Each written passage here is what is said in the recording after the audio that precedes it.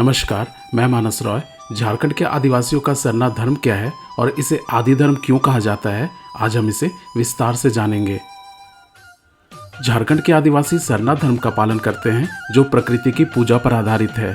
राज्य में अलग अलग जनजातियों का निवास है जिनके धार्मिक कार्य अपनी परंपरा के अनुसार संपन्न किए जाते हैं, लेकिन यहाँ की सभी जनजातियों की धार्मिक क्रियाएं मूलतः सरना धर्म पर ही आधारित है। धर्म का नाम सरना है क्योंकि यह साल के वृक्ष से प्रारंभ हुआ। सरना धर्म में प्रकृति को सर्वोपरि स्थान दिया गया है। जनजातियों के अधिकांश देवता प्रकृति से ही जुड़े होते हैं। ये प्राकृतिक शक्तियों को बोंगा यानी देवता मानते हैं, जैसे जल देवता को इकिर बोंगा, पर्वत देवता को बुरु बोंगा और ग्राम देवता को हाथू बोंगा। इन सभी के ऊपर एक सर्वोच्च शक्ति की भी अवधारणा है जिसे सिंह बोंगा या धर्मेश के नाम से पुकारा जाता है। झारखंड की जनजातियों में धार्मिक विश्वास और आस्था का आधार सिंह बोंगा ही है। इनके अनुसार सिंह बोंगा वह शक्ति है जो संपूर्ण जग के कण कण में व्याप्त है। इसका ना कोई रूप है और ना कोई रंग। इन्हीं प्रकृति से जुड़े देवताओं की पूजा के लिए जंगल का एक छोटा भूभाग छोड़ा जाता है जिसे सरना या जाहिर स्थान कहते हैं। यहाँ साल वृक्ष की उपस्थिति रहती है। माना जाता है कि सरना देवताओं का निवास स्थान है, यही इनकी पूजा की जाती है। सभी सामाजिक और धार्मिक समारोह यही संपन्न किए जाते हैं। इस प्रकार इनका पूजा स्थल बंद न होकर उन्मुक्त प्राकृतिक स्वरूप में होता है। इनके मुख्य त्योहार जैसे सरहुल या कर्मा भी प्रकृति से ही जुड़े होते हैं। धार्मिक कार्यों को संपन्न करने के लिए हर गांव में एक पहान होता है। इसके अलावा ये अपने पूर्वजों की भी पूजा करते हैं और विशेष अवसर पर उनको याद करते हैं। पूर्वजों के प्रति असीम श्रद्धा का पालन किया जाता है। अब हम जानते हैं कि सरना को आदि धर्म का नाम क्यों दिया गया। विभिन्न विद्वानों ने जनजातियों के धर्म को परिभाषित करते हुए इसे एक विशिष्ट धर्म के रूप में माना जो प्रकृति और मानव से जुड़ा हुआ है। उन्होंने इसे एक जीवन शैली के रूप में देखा है। प्रकृति, मानव और अलौकिक शक्ति, इन तीनों का परस्पर संबंध ही जनजातियों के धर्म का आधार है। जनजातियों के अनुसार ब्रह्म या परमात्मा प्रकृति के रूप में ही बसा हुआ है। जब पहान के द्वारा परमात्मा का आह्वान किया जाता है तो वे प्रकृति यानी वृक्ष, नदी या पर्वत में ही अवतरित होते हैं या बस जाते हैं और उसी प्रकृति को ही परब्रह्म या परमात्मा का स्वरूप मानकर उनकी पूजा की जाती है। आदि धर्म के दर्शन का उल्लेख विभिन्न विद्वानों की पुस्तकों में हुआ है, जिनमें प्रमुख है जेबी हॉफमैन की इंसाइक्लोपीडिया मुंडारिका और डॉक्टर रामदयाल मुंडा की पुस्तक आदि धर्म।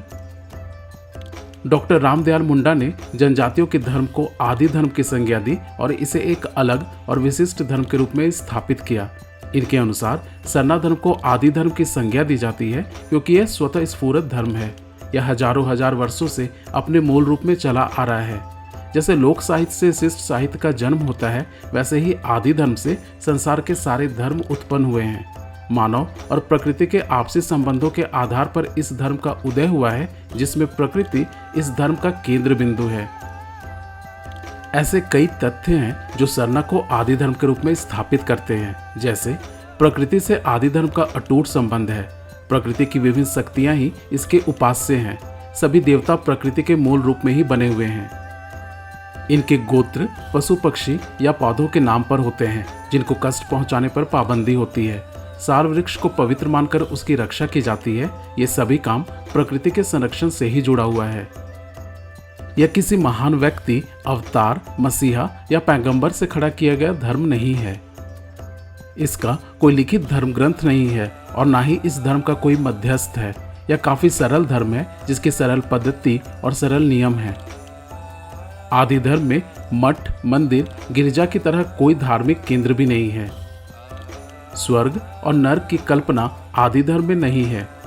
इनके त्योहार भी प्रकृति और सामाजिक जीवन से जुड़े होते हैं। जैसे प्रकृति पूजा में सरहुल, कृषि पूजा में कर्मा और पशु पूजा में सोहराई मुख्य धार्मिक उत्सव हैं। यह मौखिक रूप में ही धर्म की परंपराएं और मान्यताएं एक पीढ़ी से दूसरी पीढ़ी में स्थानांतरित होती रही हैं।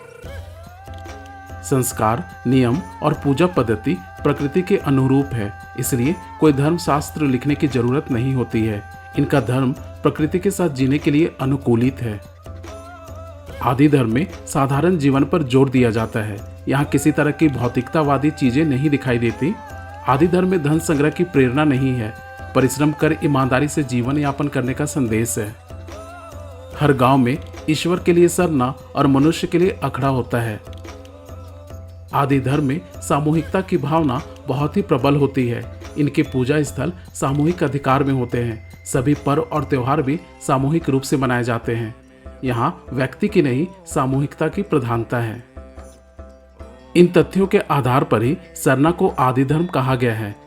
वह व्यक्ति जिसे सदियों पुरानी जीवन यापन के अनुसार अपनी जिंदगी जीना आता हो, उसे सरना धर्म का अनुयायी कहा जा सकता है। यहाँ जातिवाद नहीं है, यहाँ सिर्फ समुदाय है। इस तरह हम ये कह सकते हैं कि सरना एक धर्म से अधिक आदिवासियों के जीने की पद्धति है, जिसमें लोक व्यवहार के साथ आध्यात्म भी जुड़ा हुआ है।